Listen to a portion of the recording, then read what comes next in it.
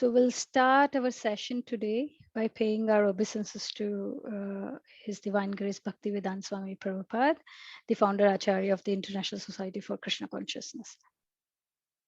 And we are on our journey to chapter 6. We'll be starting with chapter 6 today. And this is the last chapter under the section of Karma Yoga. And in chapter 6, we are, for our convenience, we are dividing this into 5 parts. And today we'll be covering the first part of this section, which is shloka 1 to 9. So this chapter is titled as Ashtanga Yoga, right? And we have learned, in chapter 2, mainly talked to us about our identity, that we are not this body, we are soul. Chapter 3, talked about, can anybody say what was chapter 3 about? So chapter 2 was about identity. Chapter 3 was about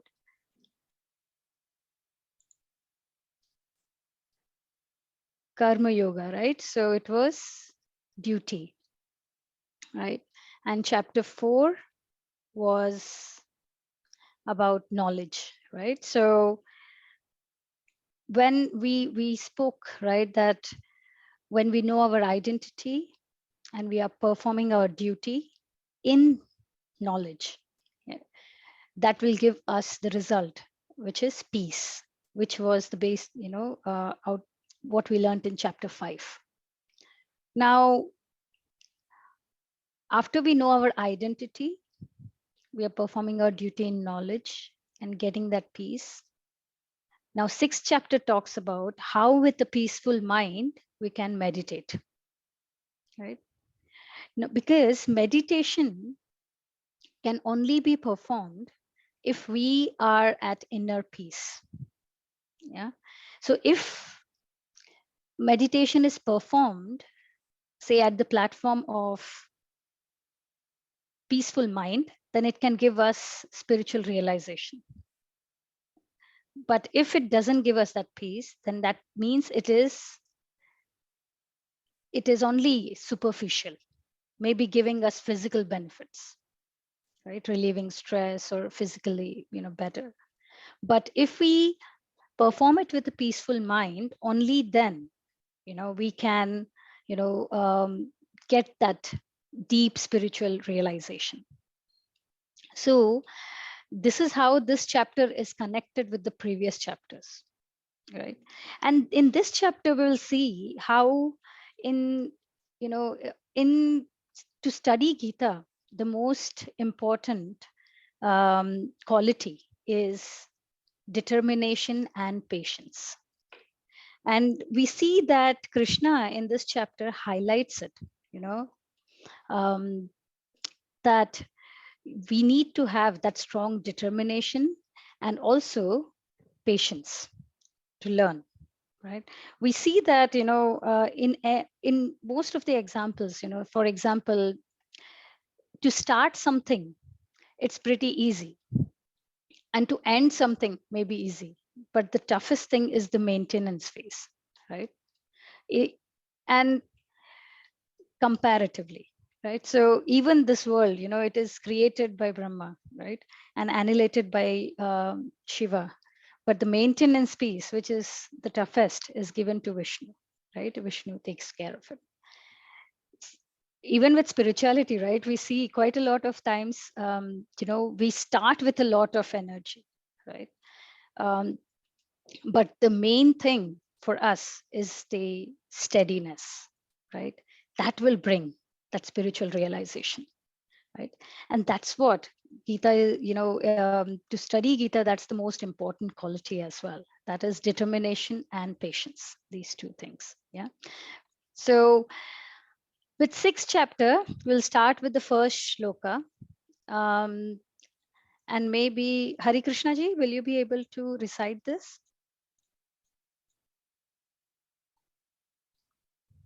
Yeah, yes, Mataji.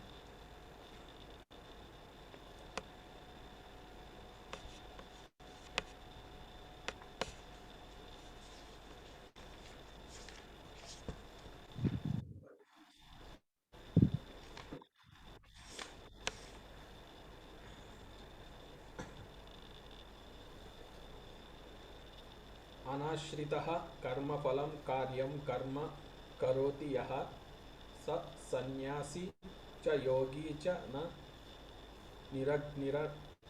निरग्निर्न चाक्रियः. The Supreme Personality of Godhead said, one who is unattached to the fruits of his work and who works as he is obligated is, is in the renounced order of life, and he is the true mystic, not he who lights no fire and performs no duty.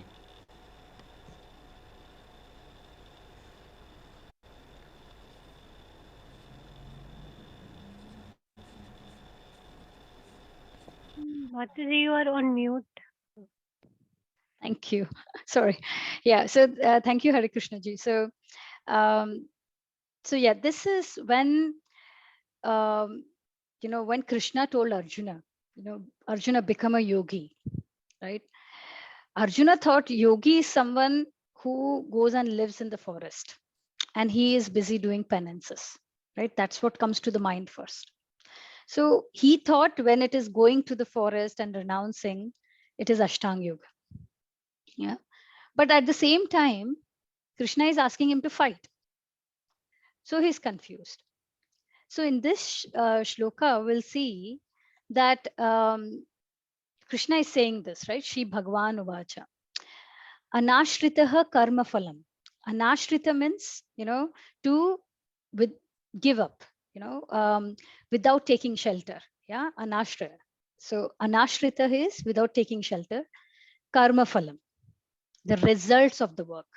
So don't take the shelter of the results of the work, right? Karyam karma karoti yaha. Continue to do your karyam, obligatory work, right? Sa sannyasi cha yogi cha. Yeah.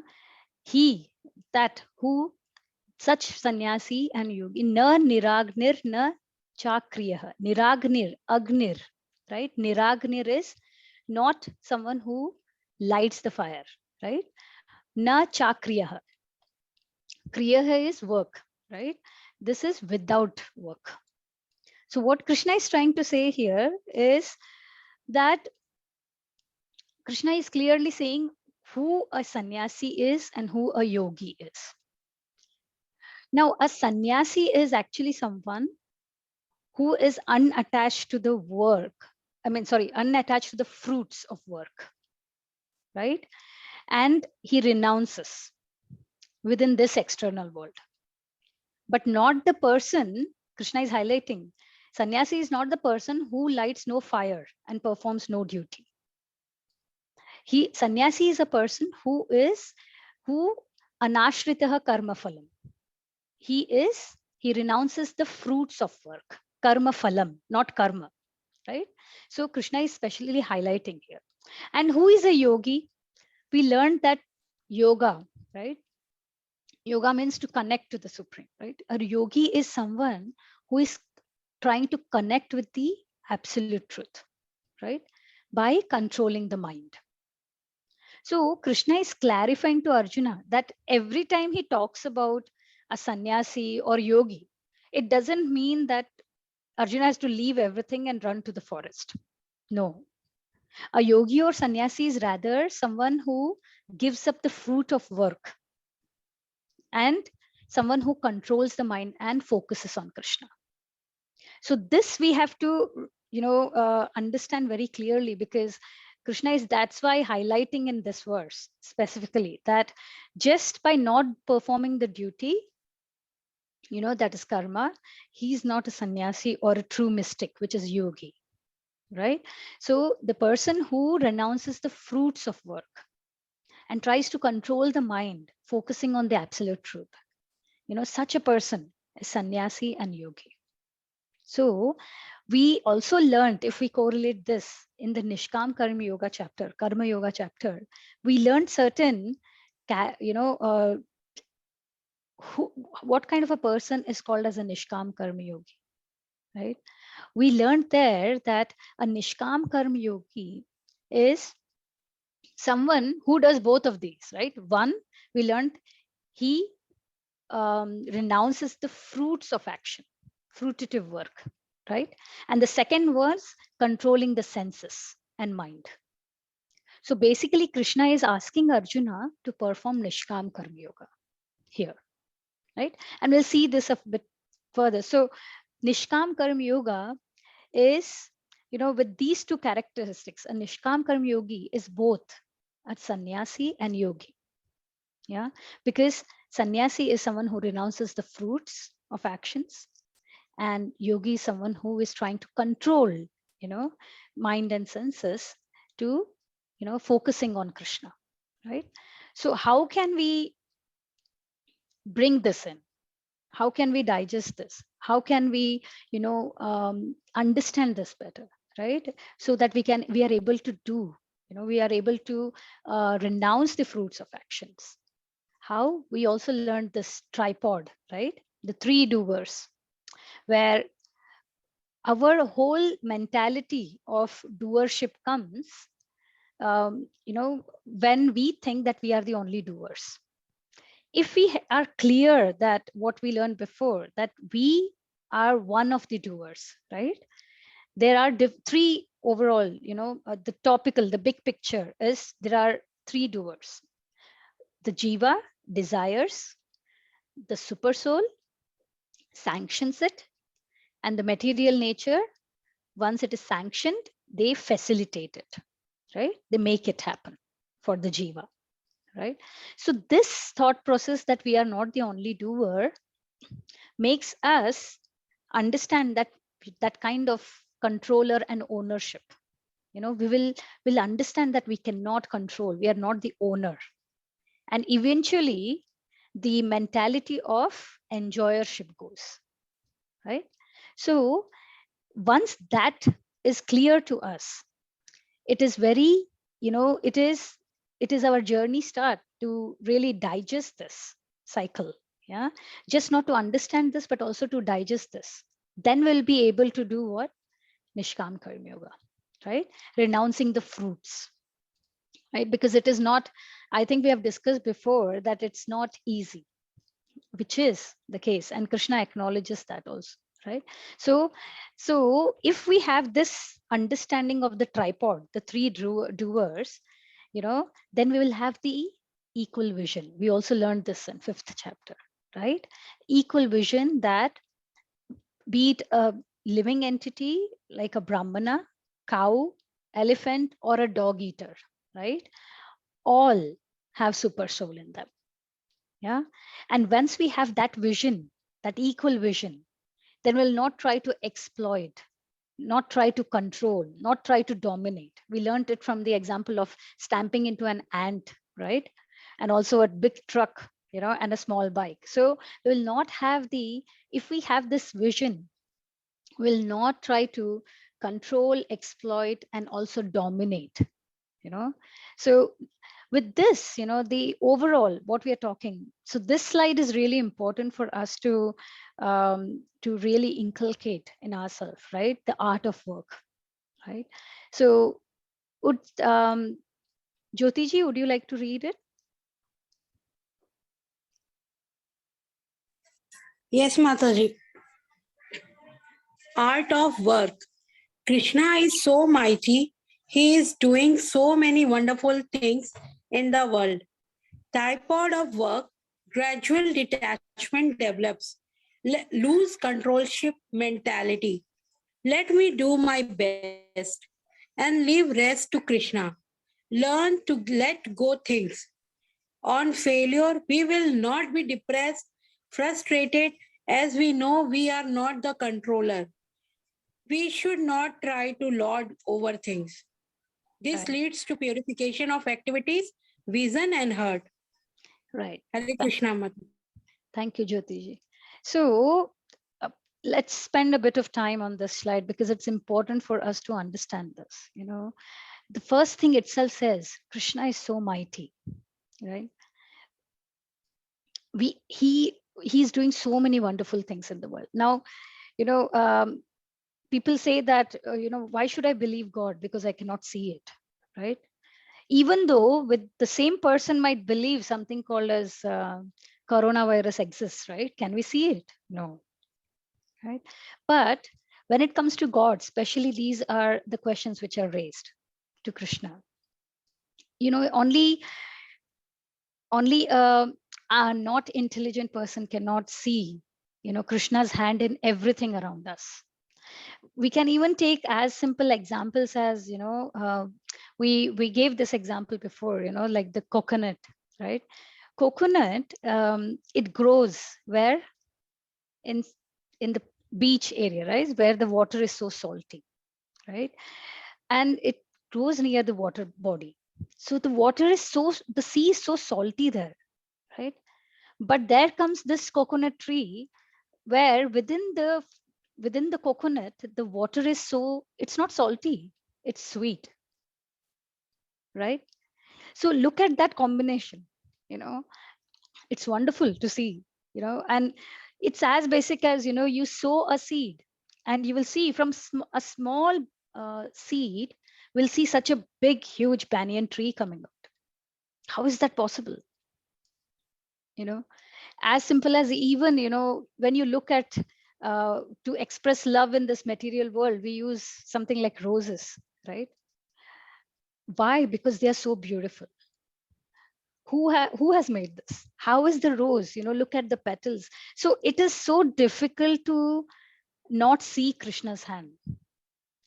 How many wonderful things in this world is made. Our brain, scientists, there are so many things within our body that scientists are still, trying to come out with, right, to establish. But we see that this is all, it's not made on his own, right? It's made by Krishna. It's so wonderful to see the mechanism, how our body works. So it's very difficult, to not see Krishna when we see anything around us. Anything which we see around us, it is coming out of the natural things available to us, which are given by the nature, by Krishna, right? As simple as, we living in this house, any house, or as simple as the desk we are sitting on. So nothing is coming without, what Krishna has given us. So so that is very important, that we understand he's so mighty. He's doing so many wonderful things in this world, and that gives us that, that mindset that he is that initial thing, that he is really great, right? And then the second thing along with that is the tripod of work, which we just discussed, the three doers, right? Once we know that cycle, we will see, as we contemplate on that cycle more, as we contemplate on the situations, we start developing a gradual detachment. Because maybe we were, with the thought process of we are the only doer, based on the outcome, we really get either depressed, either completely in the air, or, there are different emotions associated with. But when we understand that we are not the only doer, it's our past karma activities, based on which Krishna grants, and Krishna's hand is there. He's the one who is the sanctioner, right? He grants it. And then how it is executed by the material nature. If we understand that we are not the only doer, you will see gradually that kind of stress level comes down. That ownership mentality comes down. And when that ownership mentality comes down, we tend to, that kind of I'm the only enjoyer, that mind process goes. So it is important to understand, to always keep in mind that tripod of work, that we are not the only doer. So how can we be the only enjoyer, right? Third thing is that makes us lose the controllership mentality, right? Eventually, doership, if we are sharing it, then ownership goes, and then enjoyership goes. And with ownership comes the proprietorship, right? The controllership, right? So when we see that mind process, that equal vision, that super soul is in all, we then try not to exploit others, not try to dominate others, right? And then eventually that controllership comes down. Yeah. So a Nishkam Karma Yoga, the baseline is, let us do our best and leave the rest to Krishna. It's not that, just because Krishna is sanctioning or Krishna is doing, we just don't do the work itself. No, you know, that means again, we are exploiting, right? So we have to have, we have to always give our best, but, and leave the rest to Krishna. When we do that, you will see that kind of, results mentality, to bhoga that results, to enjoy that result, to be attached to the results, that comes down. Because we know that we have given our best, then Krishna grants it. Whatever is the result, that acceptance level comes. Yeah, this is the best I could get, right? And we also learned before how a devotee thinks, right? That, whatever we are getting, it's in fact Krishna's mercy, because we are doing Krishna bhakti. Even though we deserved much more worse, Krishna is still giving us, the best, right? And when something doesn't happen as we would like it to be, we'll see how it is completely, because of our past karma. That's how the mentality, that's how the thought process of a devotee is, right? So it is very important. Yeah. And then, so this is very important, this let me do my best and leave the rest to Krishna. Yeah, that will make us the result expectation in mind, seeing hand of Krishna. It will bring that kind of attachment to the results down. Okay. Learn to let go things. I think we all must have faced this at some time point of life, right? But you will see, if we are understanding the first 4 points, and if we are trying to imply that, we will gradually will see that we start letting go things, not being very attached. That comes down. Yeah. And that makes us to, it's not that devotees will not get difficulties, right? We saw several examples before, like Pandavas also, you know, we will get, but, Krishna gives us that extra, platform to face it. We as devotees are able to, face that situation better. We are given that strength by Krishna, right? To face it better. Right. Okay. So we should, yeah, and we should not try to lord over things. That is going with the controllership mentality. And this is the art of Nishkam Karma Yogi, this art of work. This is why Nishkam Karma Yoga is so important, because it develops a mindset for us. How? By having this mindset above, by doing the work with this art, it leads to our purification. And we have seen that cycle in the 3rd chapter, that, by performing, Nishkam Karma Yoga, our purification of heart happens. And as the heart starts purifying, that dust on the mirror, it starts reducing, and the knowledge is awakened. The real transcendental knowledge is awakened for us. Yeah. If we don't have this, then we will end up what? If we don't perform the art of work, then we'll end up having Ravana mentality, because Ravana always thought he was the best. He was the strongest. He could rule the entire world, right? He had so much of pride in him, because he thought he is the only doer, nobody else can be above him. Yeah. No living entity is, about what I am. I am the strongest, right? And we see that, when we see an example like Ravana, we immediately we get in our mind that, oh, this is bad. But we also see that at times we work with the same mentality. If someone is doing something, our reaction comes, do you know who I am? That I comes. How could that person do this to me? That me comes. I myself will do this myself. Right? That I, me, myself, we also have that in us, right?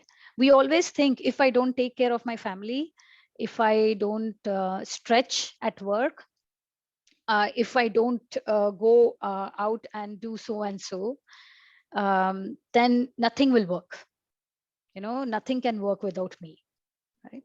But if we have that art of work, Nishkam Karma Yoga mindset, which was in our previous slide, then we understand that no matter anything we do, even lifting a hand, you know, there is a hand of Krishna in it. Krishna helps us, right? That faith in Krishna, that he is the controller. Yeah. We are not the only doer. Yeah. He is the decision maker. That will make us just not hear that, understand, but also digest. We have to digest this fact that we actually don't have anything much in our control at all. There are so many situations in life we come across that, maybe you have money, maybe you have family next to you, but still things are not in your control, right? So rather than having this kind of mentality of Ravana, that I, me, myself, then I'm the best, rather we have to utilize our energy in Krishna conscious activities. Then that kind of anxiety, that pride, anger, that all comes down. Because with Krishna consciousness activities, our lust, right, our lust comes down. As we do Krishna conscious activities, that knowledge awakens, and we learned clearly from Krishna that it's only the spiritual knowledge, right, intelligence, spiritual intelligence, which can make our lust come down, that attachment, heavy attachment come down, right? So it is important for us to understand, to try to gradually take the steps of the Nishkam Karma Yoga art of work. Okay. So with that, we move to the second shloka. And Kavyaji, will you be able to read 6.2? Yes, Mataji.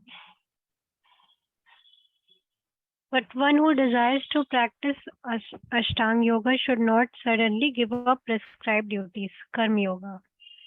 6.2. What is called renunciation? You should know to be the same as yoga or linking oneself with the Supreme. O son of Pandu, for one can never become a yogi unless he renounces the desires for sense gratification. Yoga and sannyas are the same. Detached action is same as renunciation. Although working a karma yogi, he renounces results of his action. It results in sannyasi. His mind does not dwell on enjoyment of senses, and he becomes a yogi. Right. Thank you, Kavyaji. So Krishna is again in 6.2 verse highlighting what is renunciation. Renunciation is not running away, going to the forest. He's telling Arjuna, that Arjuna should know it is same as yoga, which is linking to the Supreme. Yeah. So one can never become a yogi unless he renounces the desire of sense gratification. This is very important. We control, a yogi tries to control mind and senses. Why? Because the mind always runs towards self gratification, self sense gratification, right? And this is how Nishkam Karma Yogi is. The Nishkam Karma Yogi has both characteristics, sannyasa and yogi. He's a sannyasa and yogi. Yeah. And sannyasa is what? Although sannyasi is, although they are working, they renounce the action, right? In Kali Yuga, sannyasa is not, Prabhupada used to say, for um, a devotee who has a devotee wife, sannyasa is not needed. Because the primary aim, of sannyasa is to preach, is to spread Krishna across. And if you have a devotee wife, the devotee wife would anyhow accompany you, right? Accommodate that. So sannyasi is not preferred in Kali Yuga, right? So, but sannyasi is nothing but renouncing the results of work, right? And yogi is someone whose mind, who tries to control the mind from sense gratification. And a Nishkam Karma Yogi, like we learned, does is he has both. He's a sannyasi and a yogi, right?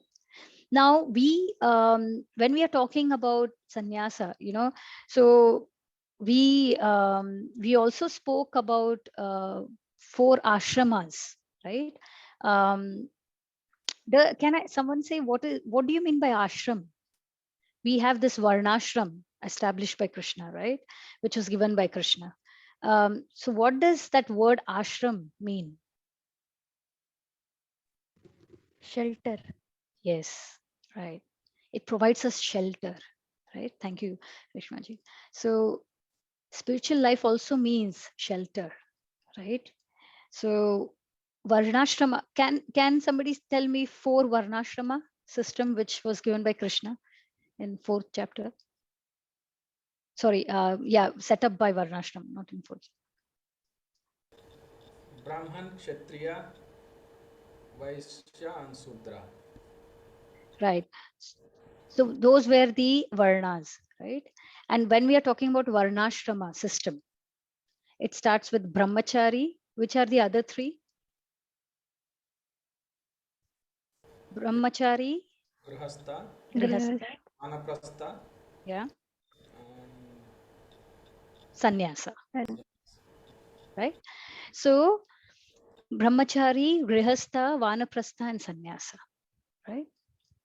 Now, brahmachari here is more of the student, right? The bachelor, and grihastha is the married, and vanaprastha is the retirement, and sannyasa is the renunciation, right? Now, it's not that, can somebody tell me which one is the best among all four? Grihastha is best. Anybody else? Thank you, Hari Krishna ji. Okay, now we can, if we go, when we are talking about which one is the best, we are talking which one is the best based on which can take us to Krishna faster, right? And we cannot say one of these, any of these is best than the other, because this is like it's based on our consciousness. Yeah. So for example, a child is in school, yeah, and the way they progress in their classes is based on their development or based on their progress. We cannot say that the child in first standard is better than the child in fourth standard or vice versa, because these are progressive stages. Like a student progresses in a class depending on their understanding the concepts of the academics, right? So every ashrama, or like in the case of the students, the class, it is good, it is the best, but it depends on our progressive stage of understanding where we are at, based on our consciousness. Yeah, because ashrama is not it is not, being in specific ashrama is not the goal of our life, right? Our goal is Krishna. These are like, a platform for us, right? It is like platform for us to um, understand, to take us to Krishna, right? So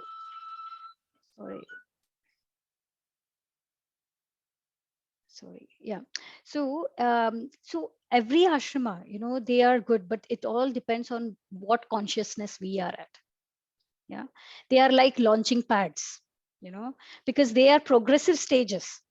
They are stages of progression to reach that goal, but they are not the goal itself, right? And grahastha ashram, like we all are in grahastha, like, it is, we can say that it is an ashrama where we can get entangled very easily, right? Because we have so much to cover, right? So many things which can entangle us, our work, and our, maybe family, society. There are so many things, right? So it's difficult to really for grahastas for to bring that, to channelize that. Yeah, because and like our life is like this silkworm, right? This is a shloka from Srimad Bhagavatam, where we can compare a grahasta's life, right? And maybe Reshmaji, would you like to read this? Yes, Mataji. The foolish embodied living entity, inept at controlling his senses and mind, is forced to act according to the influence of the modes of material nature against his desires. He is like a silkworm that uses its own saliva to create a cocoon and then becomes trapped in it with no possibility of getting it out. The living entity traps himself in a network of his own fruitive activities and then can find no way to release himself. Thus, he is always bewildered and repeatedly he dies. Right. Ah, It is Srimad Bhagavatam, Srimad sixth Bhagavatam. canto, first chapter, 52nd verse. Okay. So it's very nicely mentioned here. It's a verse, like I said, from Bhagavatam, that that we, we get very, it's like a silkworm. We are doing activities as grahastha, but we are involved in what all, our daily family enjoyment, we parting, thinking about work, expanding business, doing our work, stretching our hours to make sure our family gets what they need, watching movies, so what not, right? What not we are involved in. So it's like, it becomes like a silkworm who, we try to knit all the ends, but this is the thing which eventually the life of the silkworm, that it knits with the saliva to create that cocoon, but in the end that cocoon closes and the silkworm gets trapped in that cocoon only. And the same thing with us, it is very easy for a grahastha to get entangled because we are involved in so many things in our day to day life. And these, because we are involved in so many of these things, these are the causes for our bondage, right? And this will make us fall down more. Then we will not undergo, will every time we take birth, we have to undergo this birth and death cycle, right?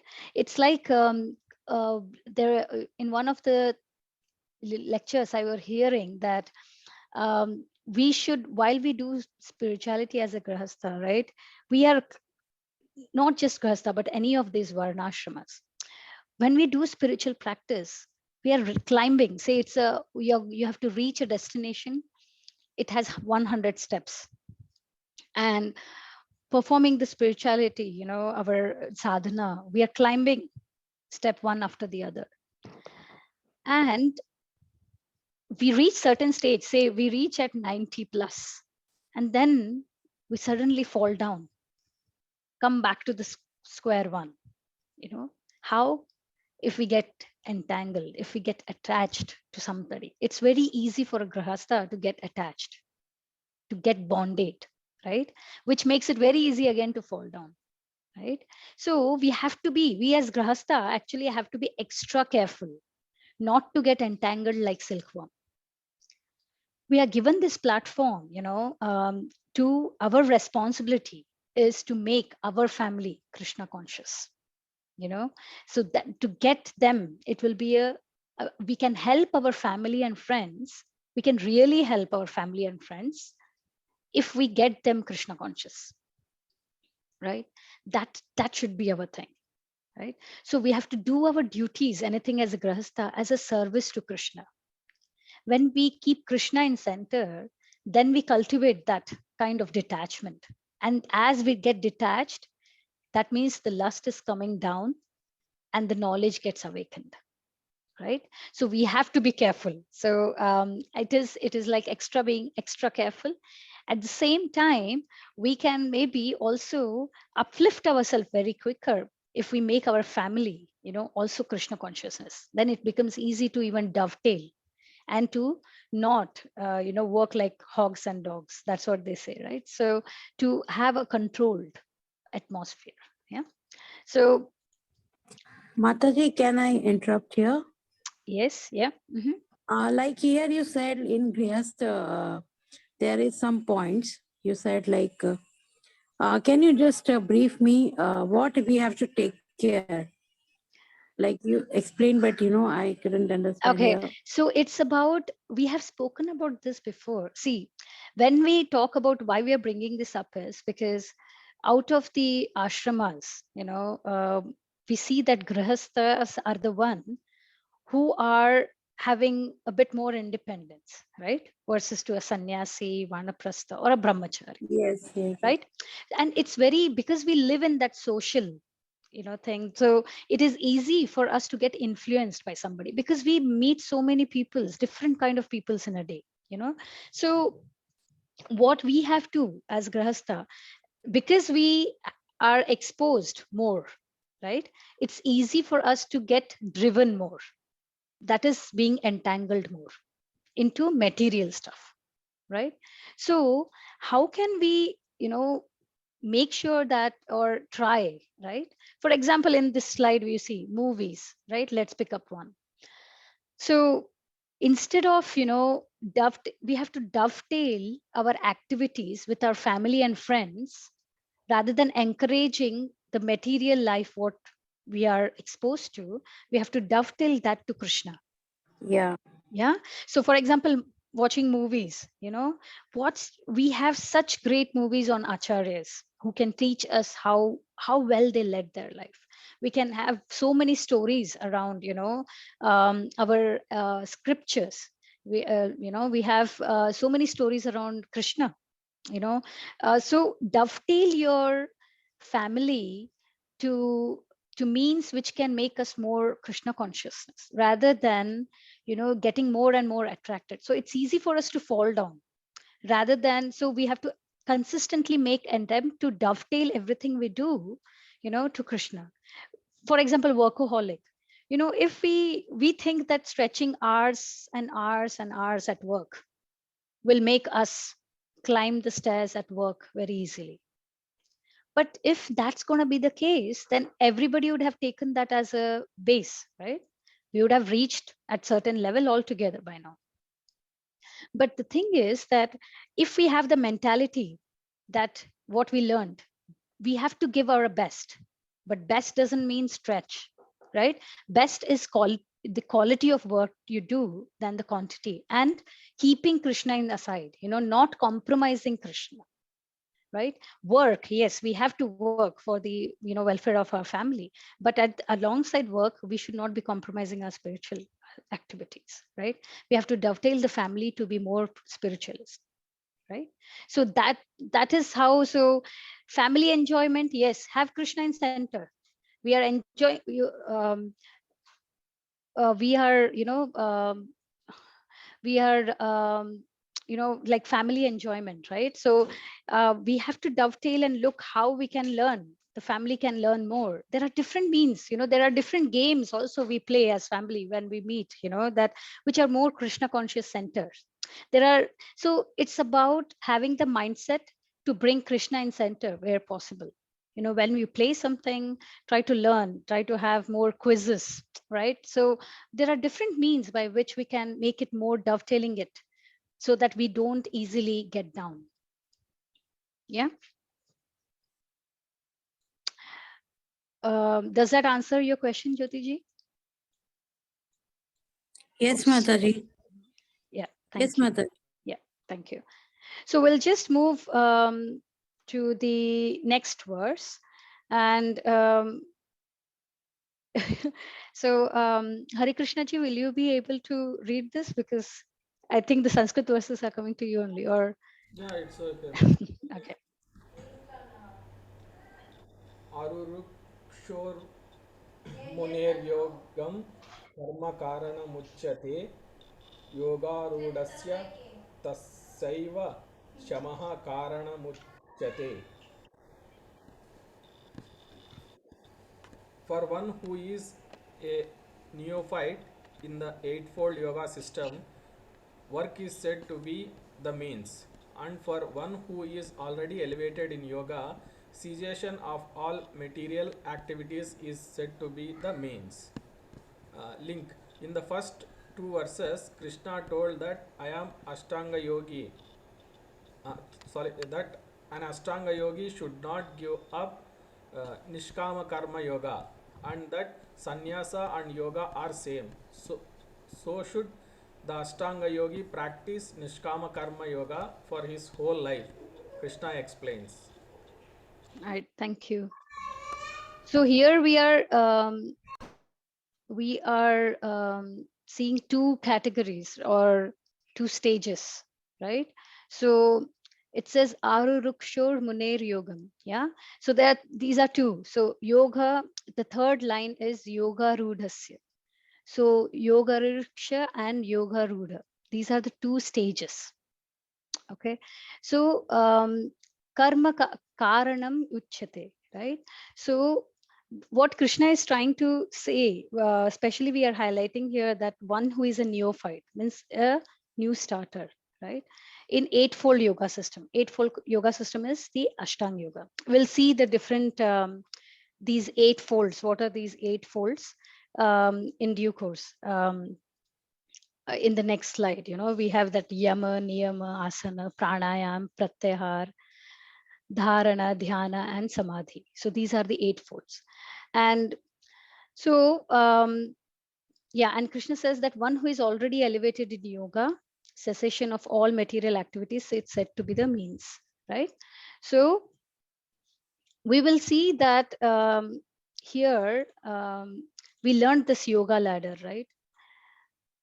So just to refresh a bit on that. So we learned that overall the Sakam Karma Yoga. So Sakam Karma Yoga was someone who is, attached to work and the fruits of work, right? But he knows, yeah, Krishna is the supreme. That clarity is there in mind, right? But he is Sakam, so he works with the expectation of fruits. Yeah. Then comes the Nishkam Karma Yoga, right?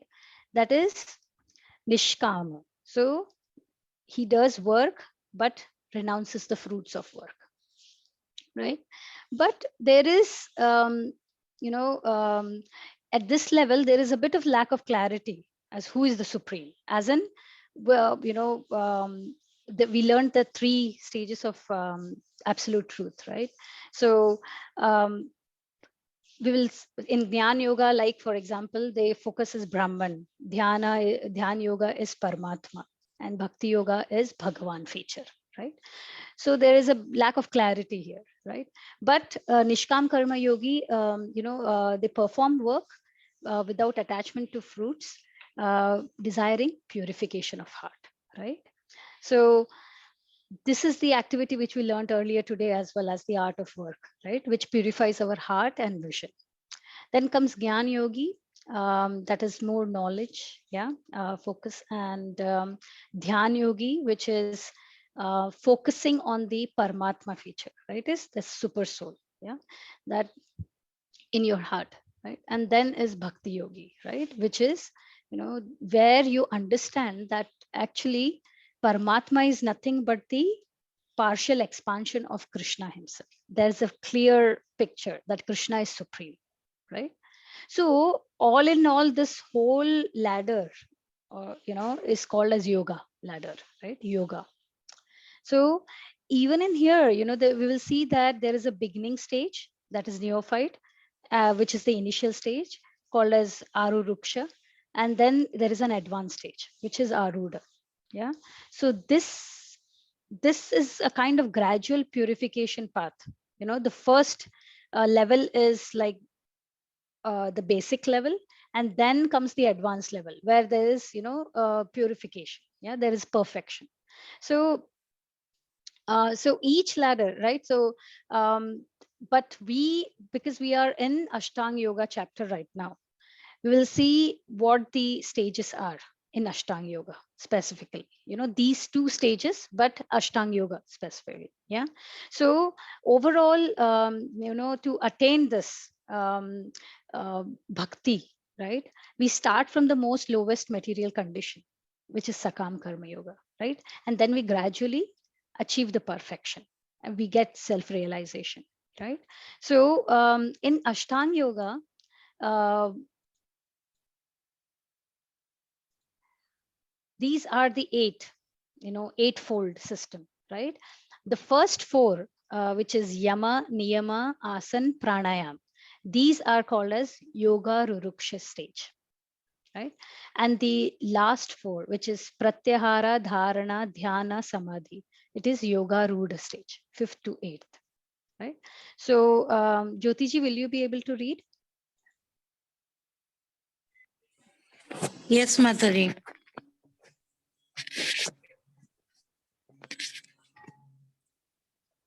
Yoga Rurukushu stage.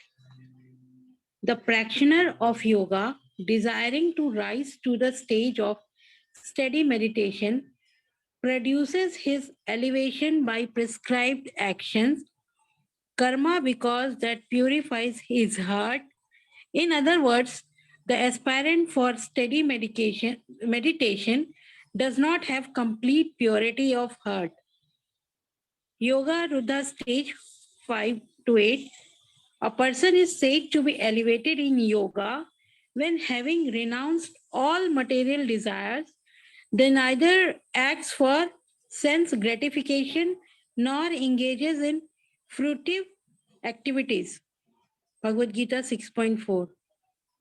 And here are the stages of yoga: yamas, niyamas, asanas, pranayam, pratyahara, dharana, dhyana, samadhi. Right. Thank you, Jyotiji. So, yeah, like we said, so the yoga ruruksha stage is the initial, learner stage, for example, like we have in trainings like learner and then advanced level. So this is like yoga ruruksha stage is the initial level. Yeah. So the practitioner here, they want to rise, right, their level for steady meditation. Yeah. And these first four, like yamas, are the, we'll go through that as well. Maybe we can move to the next slide. So these are the 8 limbs.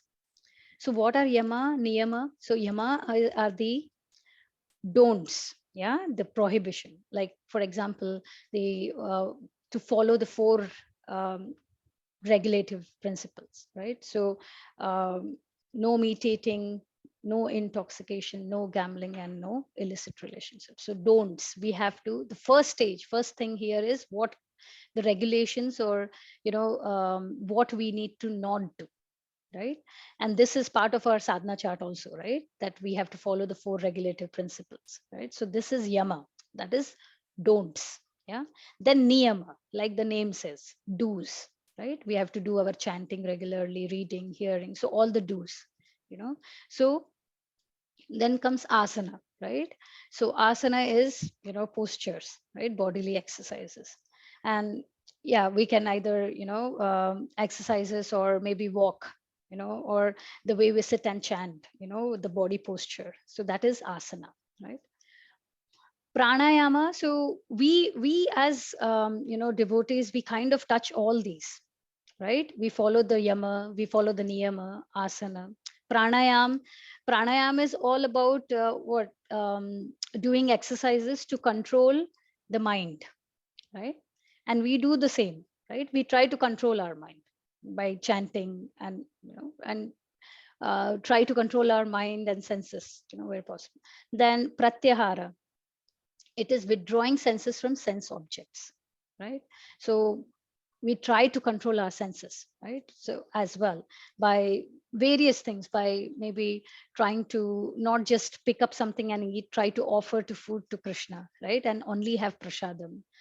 We are also trying to we try to hear every day, right? We channelize that, right? We want to hear Krishna Katha. So trying to engage our senses in Krishna Katha, and like attending this class, or being together for this class, we are trying to engage our senses, right, into Krishna activities. And then dharana and dhyana, right? Dharana is fixing the mind, right? So um, it is and dhyana is the advanced, then that intensified meditation on the Lord, and samadhi is in. So for a sannyasi, it is said that the sannyas order should only to be taken by a person um, only when they have got through the sixth stage, which is dharana. Okay, so that is the thing. So these are the eightfold yoga system of Ashtanga yoga, right? Now moving further, each of these, especially the first two, I think we have explained this. So Kavya ji, will you be able to read this? Yes, Madhu. Yama is social discipline. Ahimsa, non-violence. Satya means truthful. Astya means ethical, no stealing. Brahmacharya, celibacy. Aparigraha is non-possessiveness. Then comes Niyama, personal discipline. Swachh, cleanliness. Santosh, contentment. Tapas, austerity. Swadhyay, study. Ishwar pranidhana, that is surrender to God. Right. Hare So Krishna. thank you. So Yama talks about social discipline, right? The don'ts. We know, non-violence. We have to be truthful, and then niyama follows, the personal discipline, right? So, for example, we also, we try to follow certain, do's and don'ts. Also, like for example, we try to fast on Ekadashi, right? Um, we have certain list with us, right? Like doing Ekadashi, then a specific behavior when we are within the temple premises, following certain discipline, right? Overall, so these are the two, from the first two of the eight yoga fold system. And then we'll see how it is explained about yoga rudha stage, because the last four um, are the ones which are advanced level, right? And the first four are, we do it is like a um, interface, right? When a nishkam karma yogi advances, if they are going through the part of ashtanga yoga, then the first four levels of ashtanga yoga are like an interface for the nishkam karma yoga, right? So but please remember that, like we learned before, ashtanga yoga is not, it was a preferred practice back in satyuga or treta yuga, right?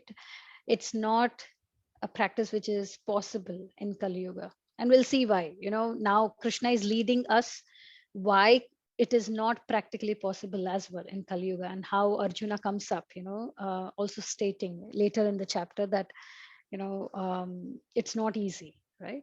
So yoga rudha. So when one is completely purified of material desires, he can give up nishkam karma yoga and practice ashtanga yoga exclusively. This is the steady stage of meditation, right? So only once somebody is pure, purified with the material desires, right, they can enter into the advanced level, right, of um, ashtanga yoga, right? Because it is pratyahara was where we control our senses and mind, right? That stage, so followed by that is then focused meditation starts on the Lord form, right? So it is yoga rudha is the final four steps, right, in the eightfold system, right? And mind control and detachment from sense objects are the requirement to come to yoga rudha stage, right? So in next two verses, Krishna describes the importance of mind control and thus discourages Arjuna, indicating the impracticality of the path. right? So mind plays an important role. We have been learning this from initial 9 sessions itself. We had an exclusive session on mind itself back then. And because mind is so important, Krishna is highlighting and specifying this in one whole chapter of Bhagavad Gita. So he's dedicating one chapter in Bhagavad Gita to, to acknowledge and also to give us the solution and to show us that yes, it can be, right? So mind plays an important role in any yoga system, in any of that yoga, be it Jnana Yoga, Nishkam Karma Yoga, Bhakti Yoga, Dhyan Yoga. So any part of the yoga system, mind control is the main. Yeah. So with this, Krishna says the following verse. Reshma ji, will you be able to read this? Yes, Mataji.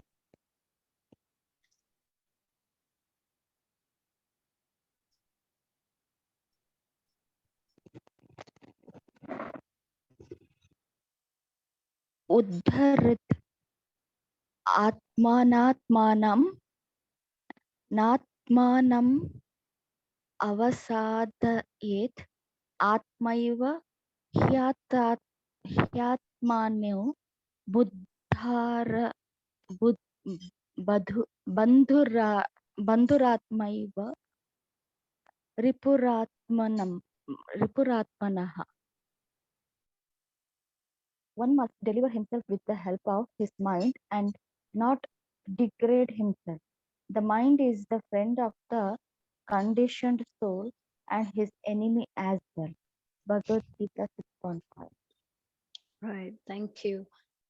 So if we use our mind to upgrade ourselves, then it is our friend. And if we use it to degrade, then it is our enemy. That's what Krishna is saying. So like we said, mind plays the central role.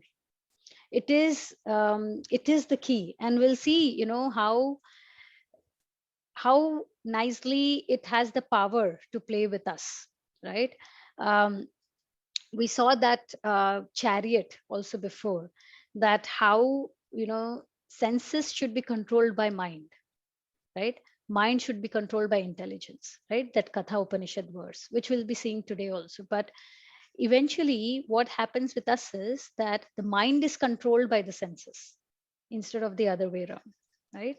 So, mind is both our friend and enemy, right? For sixth shloka, so for him who has conquered the mind is the best of friends. But for one who has failed to do so, his mind will remain the greatest enemy, right? So it is either us as soul who can control our mind, or the mind can control us, right? Now we need to always keep checking ourselves, that what is happening with us. Is it that we as souls are controlling our mind, which should be the case, or the mind is controlling us, right? So if the mind is controlling the soul, then it is our enemy, right? Like we tend to easily flow in so many kind of with the environment we are in, right? As simple as picking up the mobile, right? Tempting, it's very tempting. So mobile addiction is one of the things we just cannot hold, because the mind overrules the soul, right? It overrules that. As soon as a message comes, something blinks, we want to go and look at it, right? So it can be even as simple as tending to eat or overeat, right?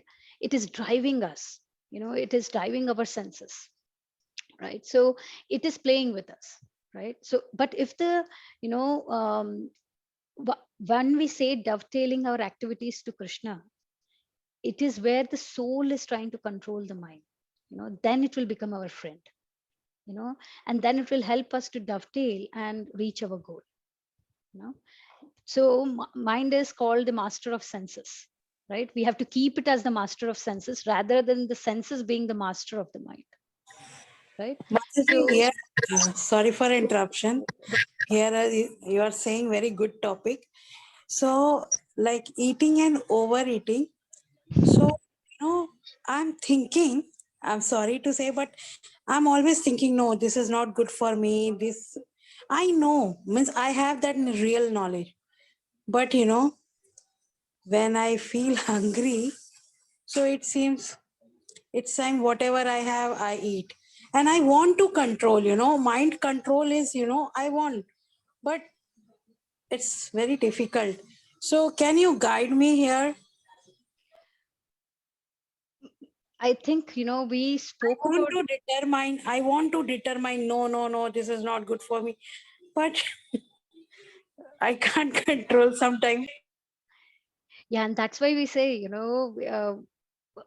if we it is difficult, and we see that Arjuna also recognizing that it's so difficult. If a person like Arjuna is saying it's difficult, then we are nothing, right, in front of him. So it is difficult, definitely. But the whole piece here is to control our senses, right? Which will eventually, control our mind.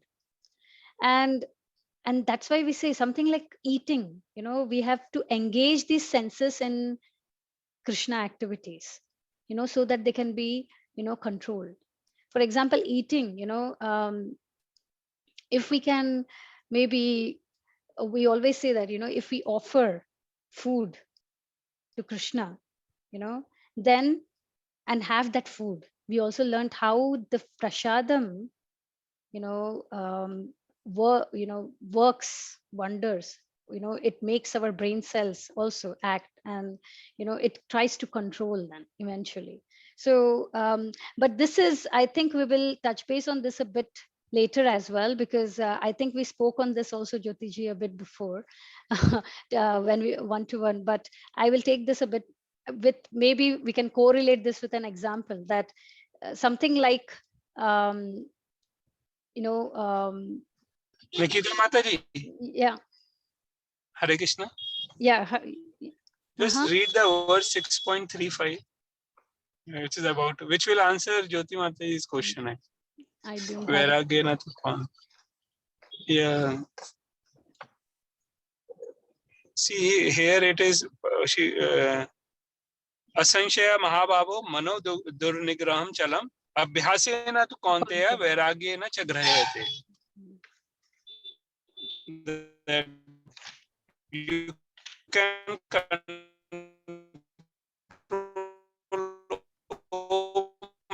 We are, I don't know if Ram, it son is of my Kunti. connection, What but you say is correct. we So, can't for hear you. example, Jyoti ji, what you are saying is Can you all hear? I think it's breaking up. Yeah, some network issue. Yeah, we cannot hear you, in case.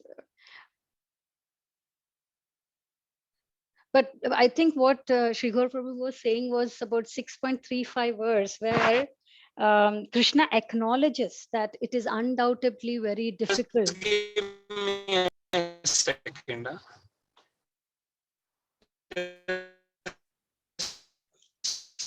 Let me know.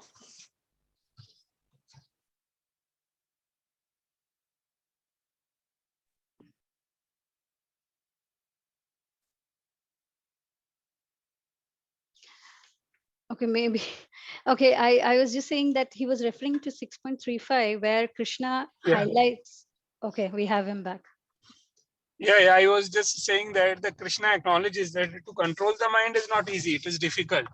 But then he says there are two things you have to apply in order to control the mind. So he's kind of acknowledging what Jyoti Mataji is saying, that undoubtedly you have to control mind, let it be anything. Is it sleep or eating or whatever thing? But he says if you practice, abhyasena tu kaunteya vairagena cha grahayate. That if you practice and at the same time be detached. So if we try to practice by following the regulative principles, by and by chanting, then gradually, because as we always say, mantra, the word mantra means to control the mind. So this mantra, Hare Krishna Mahamantra, will help us control the mind gradually. Yeah, that's all, Nikita. Yes, got it. Thank you, sir. Yeah, so continuing the practice. Yeah, it will develop. Okay, so that's why we gave here also the example of. I'm sorry, I think we will overrun a bit today, so I'll rush a bit. But yes, so a knife, right? We took this example before as well, that um, a knife in the hand of a child, right? It will be, it can be used, how, and versus to the same knife used by a, doctor or a surgeon, right? They know the right way. The same way with the key, right? It can be used by a thief, the mind can drive it, use in a direction, and versus to, a normal person, we would use it, right, normally to open the door. So the same thing, but it can, mind can drive us to do, two extremes, right? Either by a knife to hurt somebody, a child might unknowingly hurt somebody, or the same knife can be used to, heal somebody, right? So so overall, what is this looking for? Happiness, right? And every attempt of us, anything we do on a day, is just to get that happiness, right? So, and what is, unfortunately, with our surroundings, happiness, the idea of happiness for our mind is to get that material development, right? That progress materially, right? Because we see, since childhood, our mind is asking us, it has new targets every now and then, right? uh, as a child, maybe we were looking for more on being always with the mom, with our mom. The mind is more driven in that. Then it changes its target again as we grow a bit, maybe we run after the toys, right? So that is what we want. And then as we grow more, we don't want the toys, we want to be with the friends. It runs behind the friends. And then, then the qualifications, then job, then family. So this is like, it keeps running, right, to get more and more, right? So yeah, so it is just in the mode of passion and ignorance as well, right? But it is good to find the happiness, because that is why, that makes us content, right? It is right thing to find happiness. But what's, why is it driving us crazy? Because we are looking at for the right thing, which is happiness, but in the wrong place, right? And we keep looking, with this happiness, but spiritually we see, that's the bottom line of Bhagavad Gita, I think, right? The Bhagavad Gita is teaching us how to live peacefully in current life by setting the right goals, right? The right goals materially, if we set the right goals, then we will dovetail that way, right? So Bhagavad Gita is teaching us to how to be content by performing that art of work, to experience that happiness. Because quite a lot of times we see that we do so much of things for just, and result is we get some happiness out of it. So much of struggle, but just some happiness, some part of happiness. For that small happiness we are struggling so much, right? So so that's why, we have to look, it's like we are looking for happiness in this material world, is something like we are looking for water, in a desert, right? So it's not easy, right? It's a wrong place we are looking at it.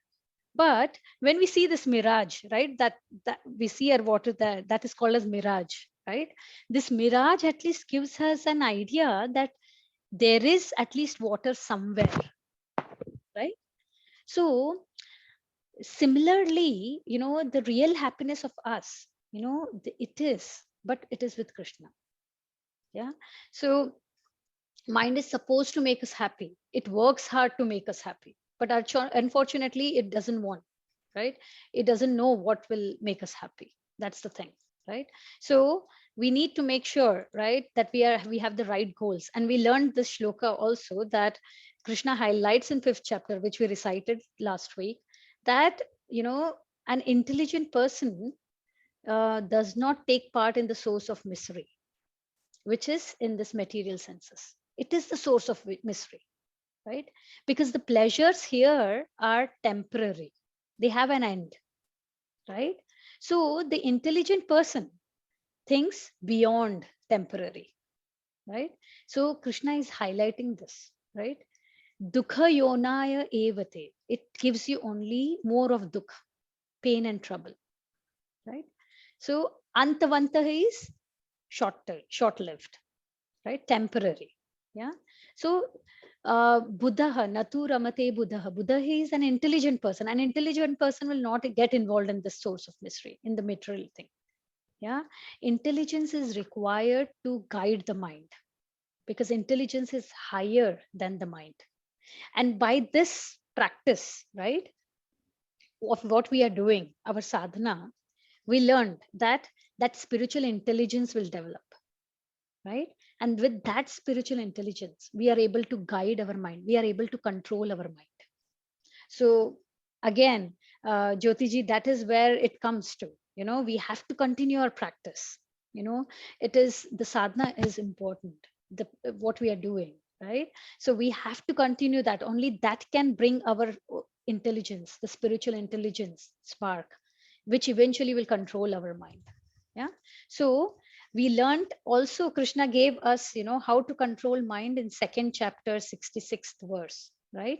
That chanting, reading, hearing. That's why I was coming to this slide when you asked that question. So this was already given to get that happiness and peace.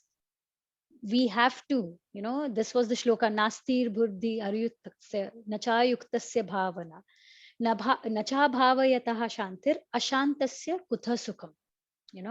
The, the peace we are looking for, the happiness, we cannot get it unless we have our mind steady.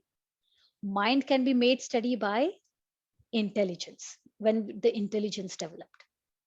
And then intelligence, how can we get this? By our sadhana, right? We have to continue this. This is the same thing what we also showed in second chapter, right? Katha Upanishad. This chariot, we have to remember, the senses are the horses, they have to be controlled by mind. Mind by higher should be controlled by higher intelligence, right? And then that is controlled by the soul. If it is working the other way around, that the mind is controlled by senses, then that is where we will lose the ball. We will come back from that 50th stair to first stair again, if we let our mind, if we let our senses control our mind. So we have to control our senses, and the most difficult senses among all the senses to be controlled is the taste, tongue, right? This is the one which is the most difficult, and it is acknowledged in our scriptures as well, right? So just so yeah, and in fifth chapter, again, one who works in devotion, who is a pure soul, who controls his mind and senses, what is the result? He is dear to everyone and everyone is dear to him. Though always working, such a man is never entangled, right? We become attractive, devotees become attractive, because why? Because they are able to control their mind, so they become dear to everyone. And and after listening about this whole thing of mind, Arjuna developed a curiosity to understand, because this is coming from the yoga rudha stage, right? The last four stages where the control of mind and senses comes in, right? So now Arjuna asks that, how he's curious to understand what are the symptoms of someone who is who is in such advanced stage, right? um, so the last two verses we'll be doing today, last two, three, talk about the symptoms of the person who is in that advanced stage, right? So 6.7 is about for one who has conquered the mind, the super soul is reached and he has attained tranquility. To such a man, happiness and distress, heat and cold, honor and dishonor are all the same. This is the stage where the mind is conquered, means mind is at peace. It is like that water in the lake we saw, right? It is not, if the water is not disturbed, we can see through the bottom, right? We can see through, the super soul is already seen, right? But if the mind is disturbed, then we cannot see through. right? If the mind is in control, then we get stronger in controlling. We see it gradually, how from externally, we go subtle, right? When it comes to honor, see here, happiness and distress, it is external. Heat and cold is external. Then Krishna says about honor and dishonor, that is within, internal, right? So slowly Krishna is going that if we control the mind from not only the external things, but also the internal things, the subtle things like honor and dishonor, also we get stronger, right? So 6.8 talks about a person is said to be established in self realization and is called a yogi when he is fully satisfied by the virtue of acquired knowledge and realization. Such a person is situated in transcendence and is in self controlled. Yeah, he sees everything, pebble, stone, or gold, all are the same. This is the 6.8 talks about knowledge and realization. Just by gaining knowledge, it's not enough. If the knowledge is put into practice, just by learning Bhagavad Gita, yes, it is good compared to the others who are not doing it, right? But just knowing Bhagavad Gita will not help unless we don't apply that practically in our life, in our day to day practice. What Krishna is asking us to do, the sadhana, you know, unless we don't apply it in our day to day life, it will not turn into, that knowledge will not turn into realization. We learn two things, jnana and vijnana. Jnana is knowledge, yes, we have to acquire that knowledge, right?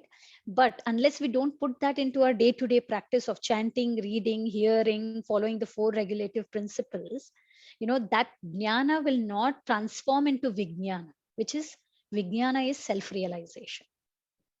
Okay, so only when we put that practice, we will be self realized and will be able to control, we'll be able to be self controlled. Yeah, then this is the last shloka for today. So Hari Krishna ji, will you be able to read this? Yeah, yes, Mataji. Symptoms of a person in Yogaruddha stage.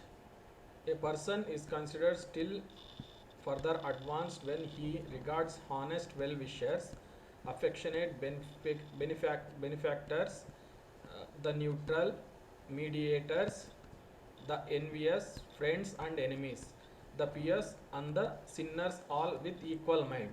Having described the perceptional stage of Ashtanga Yoga, Krishna will now describe the activities in the practice stage. That is the method to achieve the goal of perfection. Thank you. So previous verse we spoke about yoga rudha person, where he's not affected by happiness, distress, heat, cold, right? Material thing level, right? And this verse is further higher up because we see here, how he sees at person level. There it was thing level, and here it is person level. So he sees, honest well wishers, neutral mediators, envious who are envious, enemies, all with an equal mind. You know, where he sees all of these levels, person levels, more, it's difficult to digest, right? But someone says something, and when we see that things might affect us, but when somebody as a person comes and just passes a comment to you and goes, the person level affects more to our mind, right? So that's why yoga rudha stage, this is a higher stage than the previous one, where even if somebody says something, it does not impact, it does not affect. Yeah, now in this shlokas overall, we learned how, a yoga rudha. First of all, we learned today that a nishkam karma yogi, what is sannyasa, what is yogi, and a nishkam karma yoga person who practice nishkam karma yoga actually performs both, is a sannyasa and yogi, right? Because he tries to renounce the results of the action and also connects with the supreme through suitable practice, right? And then we learned about eightfold yoga system of Ashtanga Yoga, Yoga Ruruksha stage, which is the initial first to fourth, and Yoga Ruda stage, which is fifth to eighth, right? Which is the advanced level, right? And then we learned the symptoms of a person in Yoga Ruda stage, right? So after this, the next section, which we'll be covering next week, we will see this point, how Krishna explains that how this is practiced by an Ashtanga yogi, that they have to go to a lonely, far off place in forest. They have to sit in particular posture. They have to focus between their eyes. So it is process described. And then we will see how Arjuna says, this is difficult, and then Krishna says that, abhyasena tu kontena vairagena cha dushrita. So that is, by suitable practice, we will be able to control the mind. Okay, so that's the gist of sixth chapter which I'm giving. But symptoms of this is the last slide for today. Symptoms of a person in yoga rudha stage. Yeah, again, the very good example we can have is Prabhupada, because he had a controlled mind. These are the characteristics, right, of a yoga rudha person. Um, attain tranquility. Tranquility is calmness, peace. He was at peace. There were so many things happening around, but he always had that, peace with him. Completely approach the, super soul, neutral for all dualities, like we learned before. Satisfied in, shastric knowledge and realization, right? Situated in transcendence, self-controlled, equal vision of pebbles, stones, or gold. When we talk about equal vision of pebbles, stones, or gold, what it means is that no matter what it is, we take it back to Krishna as a devotee. We offer it to Krishna, right? Everything is used for Krishna. That is the equal vision. And equipoise to all people. That is we learned, right? So he was Prabhupada was a thoroughly Krishna conscious person, because so many times, he has shared that he has seen and experienced Krishna at every step, where Krishna accompanied him. He experienced that, and how we can see that we may take a whole life to understand Gita. But Prabhupada, he was a person who wrote 80 volumes of literature, like Bhagavad Gita, Srimad Bhagavatam, in just 10 years. In just 10 years, he wrote 80 volumes of literature, and it's not just a literature, right?